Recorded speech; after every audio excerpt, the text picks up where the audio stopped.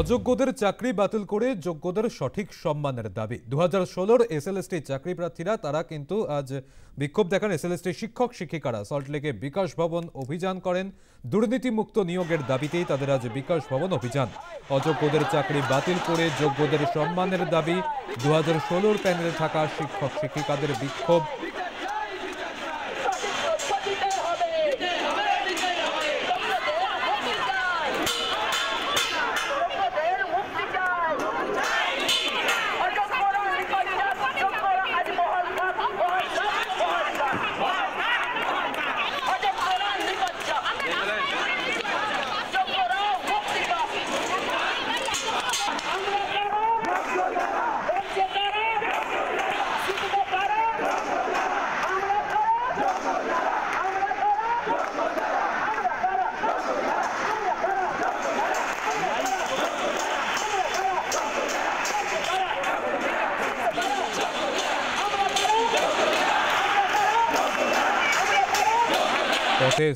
শিক্ষক শিক্ষিকারা সল্টলেকে বিকাশ ভবন অভিযান।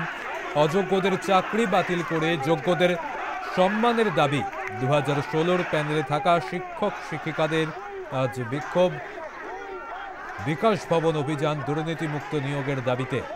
অন্যদিকে বিক্ষোভে এসএলএসটি শিক্ষক শিক্ষিকারা ধর্মতলায় বিক্ষোভে শিক্ষক শিক্ষিকারা মাথা ন্যাড়া করে অভিনব প্রতিবাদ।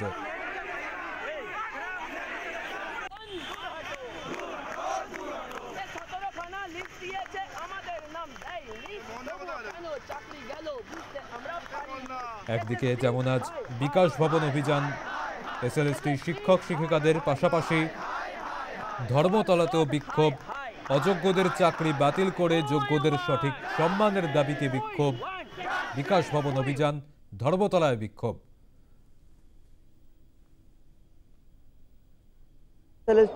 চাকরি যারা করছেন এবং তাদের 2016 সালে যে প্যানেলটা বাতিল করে দেওয়া হয় হাইকোর্ট থেকে, তারপরেই তারা রাস্তায় নামেন এবং একাধিক জায়গা তারা বিক্ষোভ দেখান। তার মধ্যে ওয়াই চ্যানেল কলকাতায় সেখানে তারা বিক্ষোভ দেখাচ্ছেন। তার পাশাপাশি আজ সল্টলেকে যে করুণাময় সেখানে তারা জমায়েত করেন। 1000 থেকে বেশি যারা চাকরিজীবী শিক্ষক এবং শিক্ষিকারা তারা আসেন, যার মধ্যে একটি টিম চলে যায় প্রতিনিধি দল এপিসি ভবনে, আরেকটি প্রতিনিধি দল চলে যান বিকাশ ভবনে এবং সেইখানে গিয়ে কথা বলেন তারা।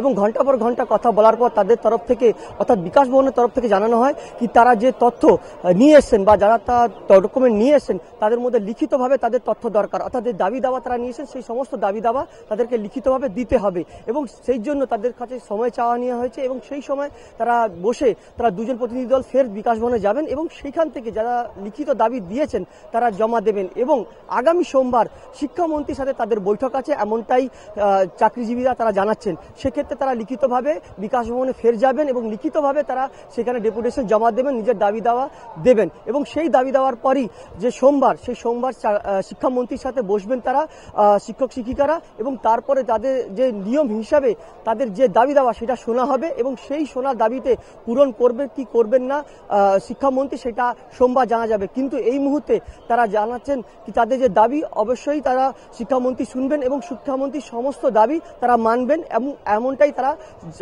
শিক্ষক শিক্ষিকারা জানাচ্ছেন। বিধাননগর থেকে সন্তোষ ঠাকুর, নিউজ টাইম বাংলা। পাশাপাশি আজ বিক্ষোভে এসএলএসটি শিক্ষক শিক্ষিকারা ধর্মতলাতেও বিক্ষোভ। শিক্ষক শিক্ষিকাদের মাথা ন্যাড়া করে অভিনব প্রতিবাদ কর্মসূচি পালন।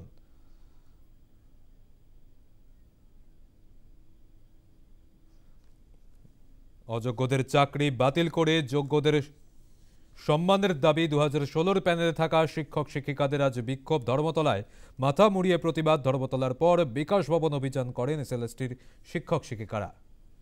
কি বলছেন তারা শোনাবো আপনাদের। হাইকোর্টে আমাদের প্যানেলটা বাতিল হয়ে গেছে, আপনারা জানেন। সেখানে হাইকোর্ট 17খানা পয়েন্ট তুলে ধরেছে ইল্লিগালিটি, অর্থাৎ অপরাধের বিভিন্ন ধরনের দুর্নীতি। এই দুর্নীতির মধ্যে আমরা নেই। তো আমরা এখনো পর্যন্ত বুঝতে পারছি না যে আমাদের অপরাধটা কোথায়, আমরা এখনো পর্যন্ত বুঝতে পারছি না। তো অনেক নিজেকে মূল্যায়ন করে দেখলাম যে আমাদের অপরাধ একটাই অপরাধ, সেটা হচ্ছে আমরা এই যে 2016 সালে এসএলএসটি পরীক্ষা দিয়ে বৈধভাবে চাকরি পেয়েছি, এটাই আমাদের অপরাধ। তাই সেই অপরাধ বা পাপের প্রায়শ্চিত্ত করার জন্য আমি আজকের এই মস্তক মণ্ডল মাসুল গুনতে আমাদেরই তো হচ্ছে, কারণ আমরা আজকের এই 7 দিন পথে বসে আছি, 7 দিন পথে বসে আছি, 7 দিন পথে বসে আছি, অথচ আমাদের নিজেদের কোনো দোষ নেই, নিজেদের কোনো অপরাধ নেই। তো এর জন্য সেই দায়টা আমাদেরই নিতে হচ্ছে, সেই দায়টা আমাদেরই নিতে হচ্ছে। আচ্ছা, যোগ্য অযোগ্যকে আলাদা করার দায়িত্ব কাদের ছিল? যোগ্য অযোগ্য দায়িত্ব করা মানে আলাদা করার দায়িত্ব তো অবশ্যই আমাদের যিনি নিয়োগ করেছেন এসএসসি, তারই দায়িত্ব যোগ্য অযোগ্য আলাদা করার দায়িত্ব। এবং সর্বোপরি এটার উপরে যদি তিনি আলাদা না করেন, সেই লিস্ট আলাদাভাবে না প্রকাশ করেন, তো দেশের সর্বোচ্চ তদন্তকারী সংস্থা সিবিআই দ্বারা আমাদের তদন্ত হয়েছে এবং সেখানে পরিষ্কার করে বলা আছে কারা দুর্নীতি করেছে, কারা দুর্নীতি করেনি। আমরা কেউই দুর্নীতিগ্রস্ত নয়। এখানে যে হাজার হাজার ছাত্ররা দেখতে পাচ্ছেন, হাজার হাজার শিক্ষকরা দেখতে পাচ্ছেন, কেউই দুর্নীতিগ্রস্ত নয়। তো আমাদের কেন এই রকমভাবে আমাদেরকে 7 দিন 8 দিন পথে বসিয়ে রাখা হয়েছে এবং আমরা পথে বসে আছি আমাদের ন্যায় বিচারের জন্য, যখন আমাদের কোনো অপরাধ নেই। আমরা যখন অপরাধটাই বুঝতে পারছি না, তো অনেক নিজেকে মূল্যায়ন করে দেখলাম, হ্যাঁ আমাদের অপরাধ একটাই, যে সেটা 2016 সালে এসএলএসটি পরীক্ষা দিয়ে স্বচ্ছভাবে বৈধভাবে নিয়োগ পেয়েছি, এটাই আমাদের একমাত্র অপরাধ। প্রতিবেদন তুলে ধরেছেন আমাদের প্রতিনিধি প্রীতি পাত্র। নজর রাখবো সেদিকে। আদৌ কি চাকরিটা থাকবে, এখন এই অনিশ্চয়তায় ভুগছেন 2016 প্যানেল অন্তর্ভুক্ত শিক্ষক শিক্ষিকারা। ইতিমধ্যেই তারা ধর্মতলার ওয়াই চ্যানেলের বুকে অবস্থান বিক্ষোভ চালিয়ে যাচ্ছেন। যখন শীতের আমেজ অনুভব করতে ব্যস্ত বঙ্গবাসী, তখন ওয়াই চ্যানেলে খোলা আকাশের নিচেই তাদের দাবিতে তারা অবস্থান বিক্ষোভ চালিয়ে যাচ্ছেন। তাদের দাবি ইতিমধ্যেই আমরা জানি হাইকোর্টের তরফ থেকে 2016 প্যানেলে অন্তর্ভুক্ত যে সমস্ত শিক্ষক শিক্ষিকারা ছিলেন তাদের চাকরি বাতিলের নির্দেশ দেওয়া হয়েছিল। তবে সেই নির্দেশের উপর স্থগিতাদেশ দেয় সুপ্রিম কোর্ট এবং ইতিমধ্যেই গোটা বিষয়টি বিচারাধীন। গতবারের শুনানিতে দেখা যায় রাজ্যের আইনজীবী তিনি সুপ্রিম কোর্টে দাবি করেছিলেন যোগ্য অযোগ্যদের পৃথকীকরণ করা সম্ভব।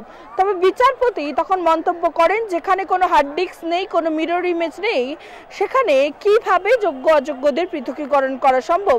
এবং এই শুনানির পরই দেখা যায় শিয়ালদা থেকে ধর্মতলা পর্যন্ত একটি মিছিলের আয়োজন করেন এই 2016 প্যানেলে অন্তর্ভুক্ত শিক্ষক শিক্ষিকারা। তারপরেই তারা ওয়াই চ্যানেলে অবস্থান বিক্ষোভে বসেন। তাদের দাবি যোগ্য এবং অযোগ্যদের পৃথকীকরণ করতে হবে এবং যারা যোগ্য তাদেরকে তাদের কর্মক্ষেত্রে সসম্মানে বহাল রাখতে হবে এবং যারা অযোগ্য তাদেরকে তাদের চাকরি থেকে সরাতে হবে। এই দাবি নিয়ে এছাড়াও সুপ্রিম কোর্ট যাতে কোনোভাবেই 2000 যে প্যানেল 2016 যে প্যানেল সেই প্যানেল বাতিল না করেন, একদিকে যেমন সেই দাবি তারা জানাচ্ছেন, অন্যদিকে রাজ্য সরকারের কাছে তাদের দাবি যে সুপ্রিম কোর্টে রাজ্য সরকারের হয়ে যে আইনজীবী লড়াই করছেন সেই আইনজীবী আরও যাতে সুযোগ্য আইনজীবী নিয়োগ করা হয়। এই দাবি নিয়ে একদিকে যেমন তারা ওয়াই চ্যানেলের বুকে অবস্থান বিক্ষোভ চালিয়ে যাচ্ছেন, অন্যদিকে দেখা যায় শুক্রবার রজত হালদার নামে এক শিক্ষক তিনি তার মাথা মুন্ডন করে প্রতিবাদ জানান। তিনি বলেন যদি কোনোভাবে 2016 প্যানেল বাতিলের নির্দেশ দেন সুপ্রিম কোর্ট, সেক্ষেত্রে তারা কোথায় যাবেন এবং সমাজের বুকে তাদের পরিবার নিয়ে তারা কিভাবে বাস করবেন এবং যেভাবে তারা যোগ্য হওয়া সত্ত্বেও তাদের চাকরিটা চলে যাবে এই ভয় তাদেরকে থাকতে হচ্ছে। পুরো বিষয়টি তাদের কাছে খুব লজ্জাজনক এবং সে কারণেই তিনি তার মাথা মুন্ডন করে প্রতিবাদ জানাচ্ছেন, এমনটাই এদিন জানান ওই চাকরিহারা শিক্ষক রজত হালদার। তবে সব মিলিয়ে 7ই জানুয়ারি পরবর্তী শুনানি রয়েছে সুপ্রিম কোর্টে।